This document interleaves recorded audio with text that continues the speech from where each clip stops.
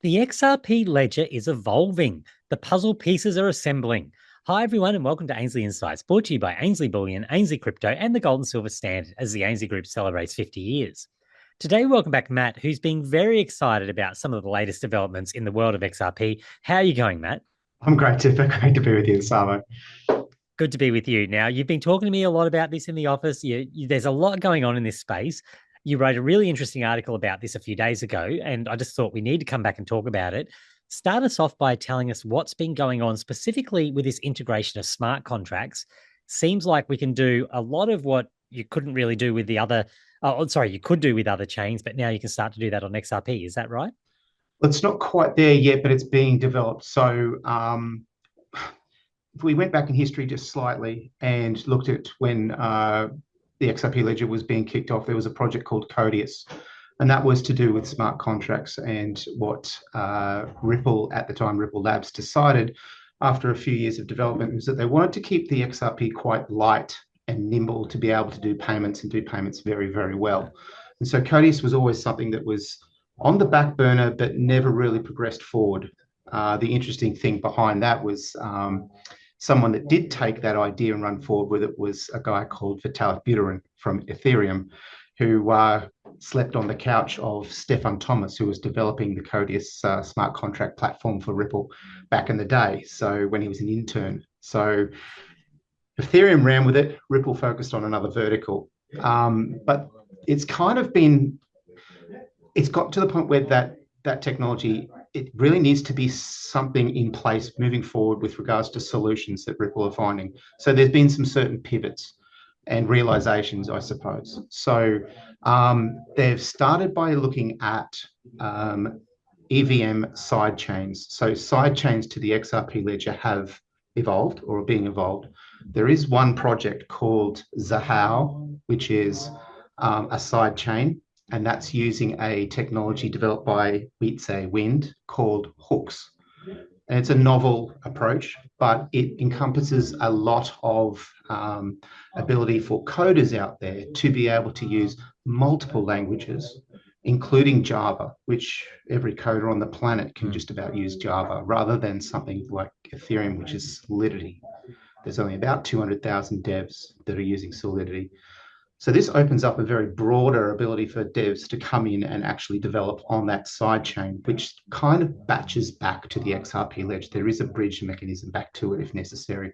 But the EVM side chain is something that Ripple have been in talks with a company called Alexar and Persist.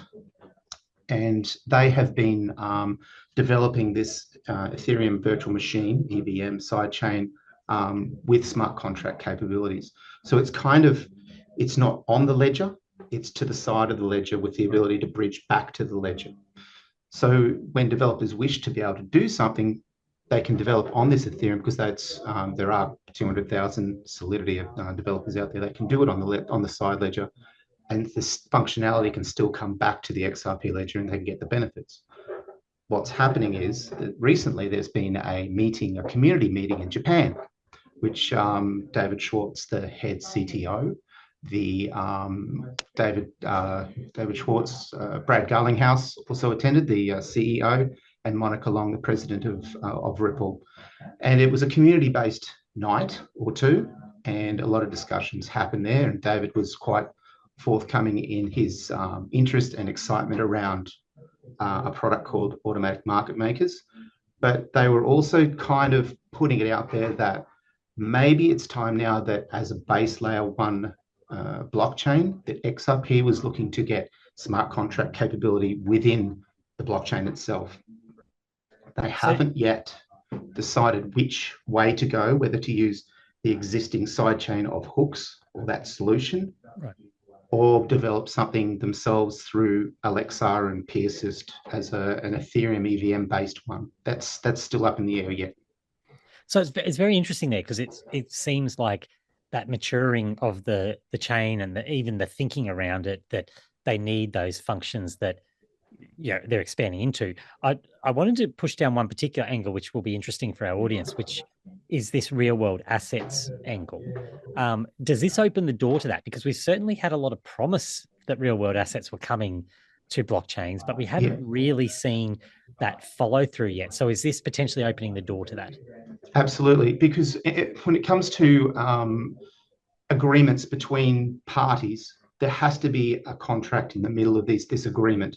And if that contract's not there, then you're relying on a third party to place that agreement in it. So maybe another blockchain would be brought in as part of a solution of a tech stack, and that would be the smart contract layer. And Ripple can obviously, and XRPL can sort the payments layer out, not a problem. But if you're able to integrate the both of those into a very seamless product, then that really opens up the potential that players such as, I know Ripple are partnering with Hong Kong at the moment with regards to tokenizing real estate. Now, that's a completely untapped, illiquid market that could be huge. And again, I think it's more of a proof of concept situation at the moment. But if you could combine that tokenization with agreements and contracts that are all integrated, and then obviously, as people wish to sell positions in their tokenized holdings, then that payment layer is there and very quick settlement as well.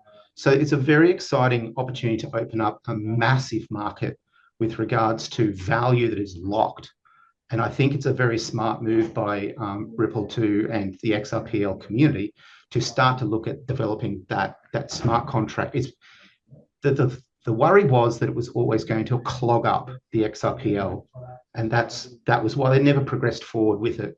But I think that is turning to know the importance of having this smart contract capability to then open up a broader opportunity of markets and so forth. It really has to be part of it, even if it doesn't clog it up, so to speak, because it's been tested with one of the side chains. It's quite successful. Hooks has been very successful on the Zahao chain, but it's proven it's just they haven't selected which way they're going to go yet. Yep. And that's still being developed with their partners. As I said, Alexa and NPS are right in the forefront there of trying to get this problem solved.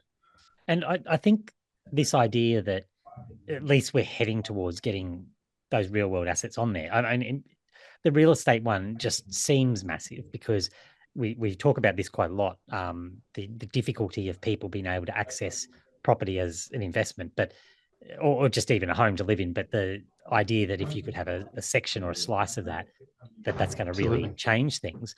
But I suppose that it just really hasn't happened, right? Across all these chains, we haven't really seen that delivered yet.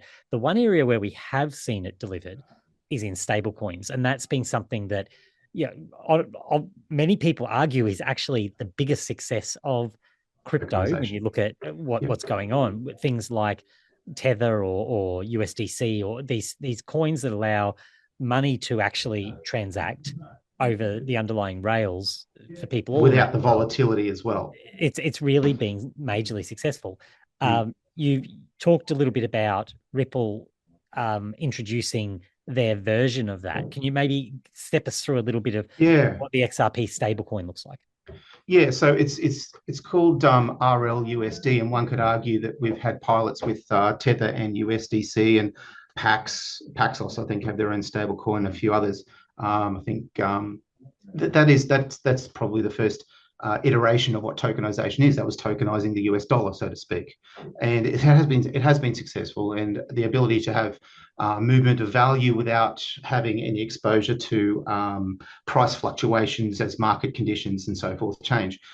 So they're a very valuable tool to use. Now, Ripple has obviously seen the opportunity here to create their own.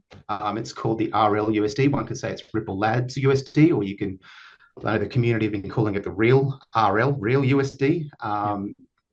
Semantics, but take that as you want. So yeah, this stablecoin itself is probably only weeks away, according to the CEO Brad Garlinghouse. So it's imminent. Now, people have a concern that information has come out saying, it's not available, it's only institutional available and so forth. I just want to debunk that for a second and just understand that if I was to go and buy Tether, I'm not buying it from Tether, the company. If I wanted to buy USDC, I'm not buying it from Circle. I'm sourcing it from institutions such as exchanges and so forth. Now, if Ripple is successful in getting this launched and is successful putting it onto exchanges and the liquidity starts to flow, maybe it captures some market share, that'll be a good thing. But it also ties in with their technology stack and the way they're pivoting. So you've got this tokenization situation. You've got value that can be stored as a US dollar. You've also got some other things that they're developing, such as automatic market making. There's some situations there where you can profit from the volatility, but there's also a lot of DeFi applications that could come.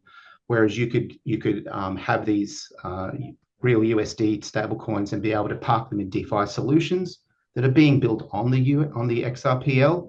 And why they're being built on the XRPL? Because they have a smart contract capability, and potentially developers have a very easy way to develop these apps on the ledger, because I do it in Java or I do it in another Python or something similar. So they're kind of, all these pieces are floating around, but they're just starting to come together as, oh, I can see how that will fit here and that could fit in here. So when it comes to Ripple, they generally deal in the institutional side of things. And that's something that, an RLUSD, value parked, value backed by US treasuries, that could be really the playground of these institutions to be able to sort of look at yielding and so forth. So it's very exciting. There's a lot of possibilities, a lot of floating ideas that are starting to come together and maybe make a bigger puzzle piece, or actually probably a visible puzzle that you can really start to see the shape of. And I just want to push on that a little bit further, this Yeah. idea that potentially has been floated around that maybe the underlying technology at least would be used for central bank digital currencies. Now, highly controversial, like lots of people don't like them for very good reasons, even the concept of them. But is this potentially a bridge there, that you've got a stable coin that sits outside of the central bank digital currency space, but can be potentially interacted with it? Because I know there was a lot of talk, at least initially, of some of these central bank digital currencies being spun up on platforms like the Ripple infrastructure. Yeah. Yeah. So with regards to CBDCs and Ripple, it has been mentioned that there's somewhere between 20 to 30, I would say, governments or central banks that they've been speaking to in relation to proof of concepts, developing. They've already got some ones there that they've done. Palau is a small country, which uses the US dollar as its stable coin, and they've got a CBDC going at the moment. By all accounts, that's quite successful to their needs, being a very small population. And they had a situation where they would loan to each other on the island. And this allows lending products. Again, we've gone back to DeFi, but even the product, they're allowing decentralized lending products using this stablecoin within their small country. But how does that play out on the bigger scale, like the world? Well, yes, Ripple are looking to develop the CBDCs. The RL USD could move on those rails between the central banks. And I think it's probably important at this point to let people know is that CBDCs have two potential components, one being a wholesale side and one being a retail side. Now, with the wholesale side, that's central banks talking to central banks, sending money between themselves. Now, whether that is in the form of an RL USD to a Ethereum-based yen to a something other based pound, the XRP Ledger is very good at moving value from whatever form to another value of whatever form. It doesn't really matter. So if it is a CBDC, or if it is a stable coin, or if it is anything else of value, the XRP Ledger is extremely good at that. So yes, it could be CBDCs. Is it limited to just CBDCs? No. I think it's going to be quite broad in what it can do in moving that value. And with regards to their tech, they look to they look to try and do the cheapest. Used to be multi-hop was what it was called. But they look to do the very cheapest way in which we can get this value to that side of the world. And if it means going through Bitcoin because of liquidity, and then back into a Great British Pound, and then into a Ripple Euro, they will find a path.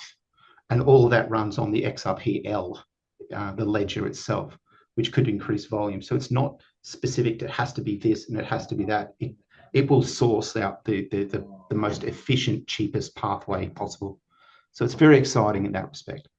Look, heaps there today. I think it's been really helpful to bring everyone up to date on what's going on there, because I think I know a lot of customers are very interested in what's going on in that XRP space. They see it as a potential really future tech that could be the backbone, potentially the backbone of the entire financial system. So there's lots to play for there. And it is really interesting to see some of that development that's going on, because we hear, a lot of the time up until now has been talking about court cases and that sort of aspect of it. Yeah. It hasn't really been talking about what's been going on the tech. So I really appreciate that today. I think it's been great to bring everyone up to speed. So thank you for that. You're welcome, Siva. And thank you everyone for watching. We'll chat again soon.